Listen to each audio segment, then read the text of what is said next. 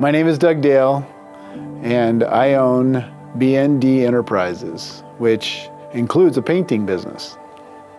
How has obeying God transformed your business? I think I had my business just like everybody has their business, and you just operate your business the way that you feel like you need to. When we started learning a little bit more about listening to the Holy Spirit and listening to God, God showed me that it wasn't my business, it was His business. And that really changed the way that I looked at everything. And I made decisions that most people wouldn't make with a business purely out of obedience. And ended up having several things that happened where people walked into my office and just listening to God, I said yes when I normally would say no. And the next thing I know, I started a new business, and the result of that saying yes not only ended up being good for me as a business owner, but ended up painting the outside of this church. And it was a complete blessing and a complete surprise. And I remember telling people I owned a painting business, and they're like, well, do you paint?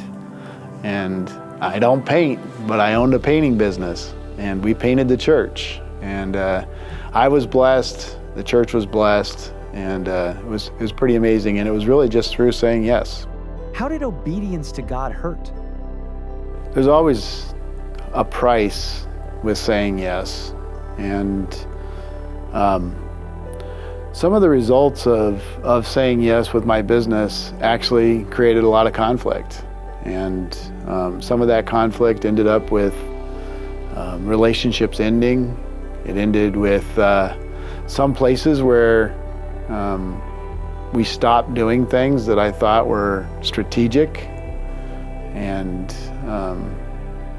all kinds of what felt like negatives at the time. I look back now, and it was really God guiding me through the process. But at the time, it felt hard, and it didn't seem like.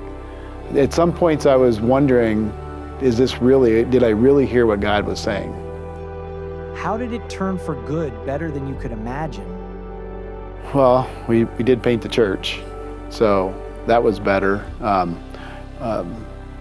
It was the changes that were made in my business, even the people that got changed out during the process, and some of the relationships that changed, ended with a lot of freedom for me, and freedom to know that no longer was it my business. I don't call it my business. It's God's business. It's what He wants, and it makes it a lot easier when you're listening to what He says and just moving in that direction with what He says.